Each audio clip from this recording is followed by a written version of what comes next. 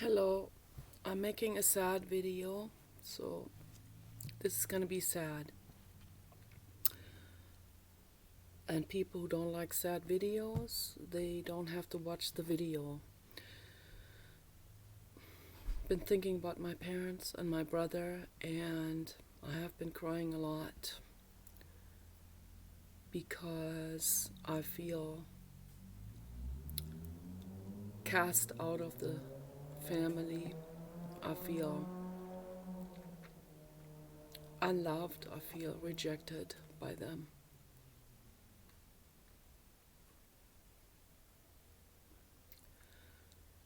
And I don't feel loved at all. I feel like that's not love, the way they have been treating me. I have not written to them in several months, and the last video conversations were very, very psychologically tormenting for me.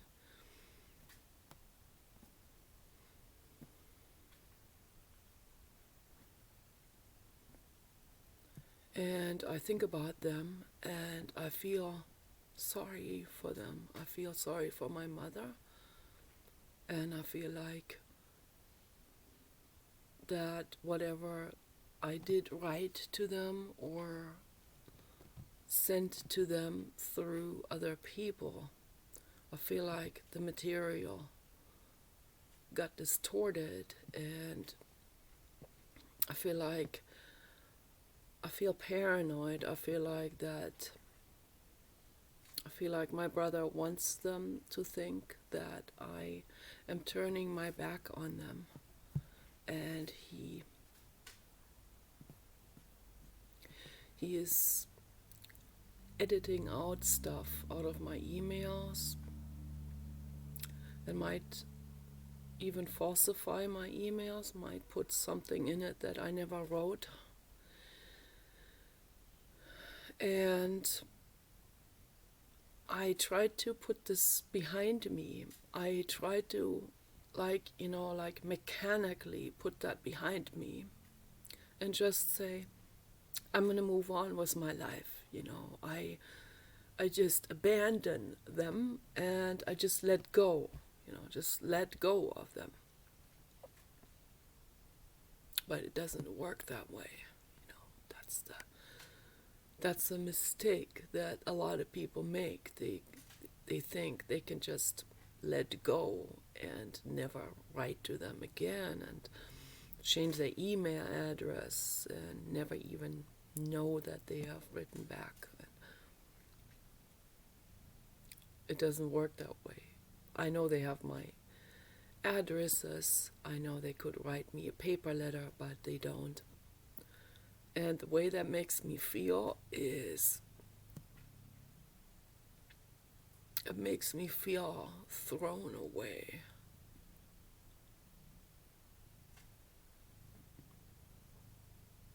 And it's very painful.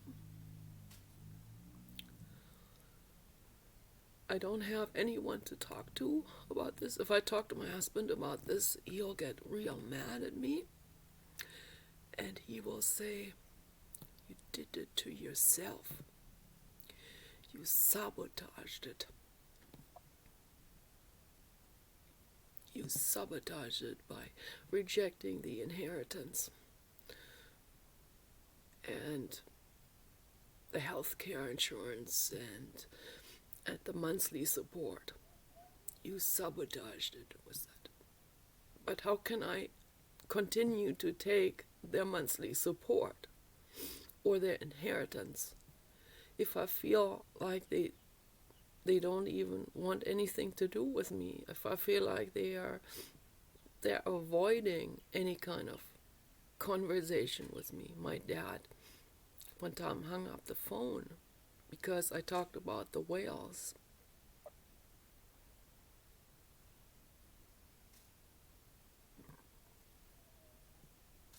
I could never do that to my daughter. I could never do this to my child. Hang up the phone on my child I could never do this. I feel thrown into the dumpster by my family. That's what it feels like. That's my honest feeling. And I need to talk to someone about this.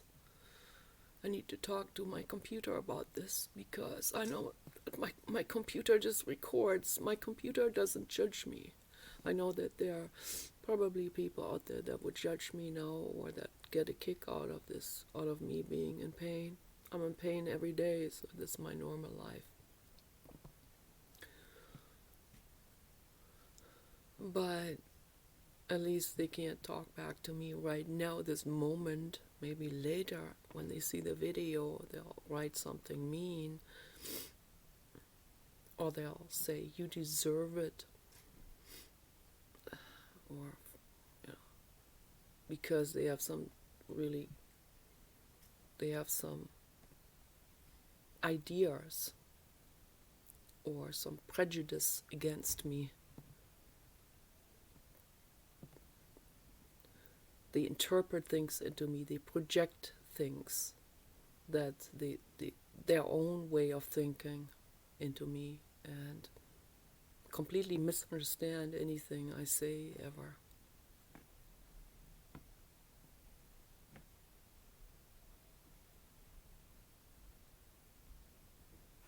People don't understand truths. They don't want to hear the truth. They hate people who say the truth. But that will never stop me from saying the truth. I feel laughed about. I feel stepped on by people. I feel bullied. There's a lot of covert bullying also sometimes. I see that right away when someone covertly bullies me. It's like a hissing that comes out of the corner, like some kind of, like someone who feels, someone who wants to throw cake in my face, someone who feels maybe busted by something that I said. You know, I busted someone incidentally, was what I said. And they're so unconscious about it, about that anger that comes up in them, that they'll hiss at me with something, with some kind of covert hate, wrapped in wrapping paper that has the word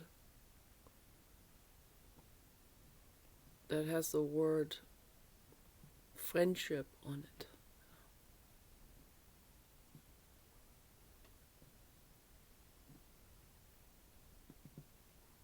It doesn't matter. It doesn't matter what kind of reactions I get from people. You can react as much as you want to, you know. The girl was the beautiful 20-year-old, 19-year-old girl with the long, natural, beautiful hair. She has everything she wants. She has beauty and nature, and she has tons of friends. And she comes to my channel and says something that is like a backstabbing. Yeah. I complimented her a whole lot. And all I get from her is this backstabbing, this hissing, is this snarly,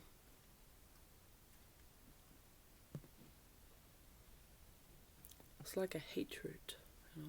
And I don't know how I deserve this hatred. I don't know what I did. It just, my personality, you know. So being different to society, like, you know, when people see that there's some sort of like they see an alternative society. They grew up in it, and their parents tell her You are special because you are in this alternative society that makes you way better than everyone else. That may not even be said in words, but it comes through with their actions, their facial expression, with the entire energetic vibration. It comes through. And I know this firsthand because I grew up with a family who considers themselves to be among the top 0.1% of the world. And they would never say this with words. One time my mother did say it. One time my mother actually said, well, yeah, that's because we have an exceptionally good taste in art and home decoration and anything. We're the crown of the world taste contest or something. And it always felt totally sick to me. It always felt completely sick and completely disconnected. And I grew up with that energetic vibration, and that is a trauma. That alone is a trauma. This, we are the crown. And right then and there, in the back of my head, I decided I want nothing to do with this. I'm not part of it. You can do your crown. I want nothing to do with this. Matter of fact is, I'm gonna go the opposite direction. I'm gonna buy the purse that you would never buy. I'm gonna buy that white synthetic leather purse that looks like a hawker would wear, and I love that purse. I would never wear leather for the animals. Okay, and I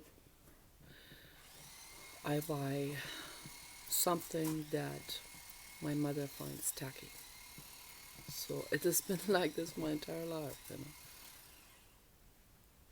My brother calls it anti-communication. The anti-communication train, he calls it. And my husband calls it sabotage. Sabotage. Just sabotage. It's a sabotage. You want to keep the bridges. Don't break up the bridges. You can never break up the bridges. Never, never, never.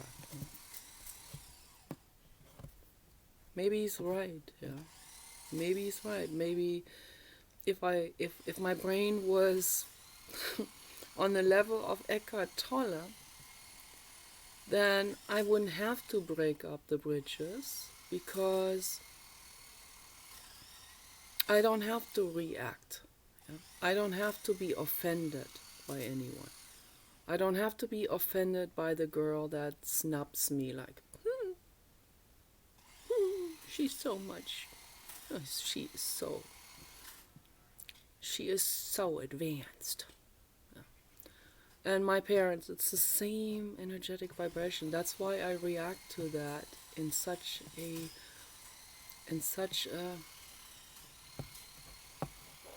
red-blooded way, you know. That's why this is such a this is such an inflamed energetic vibration for me.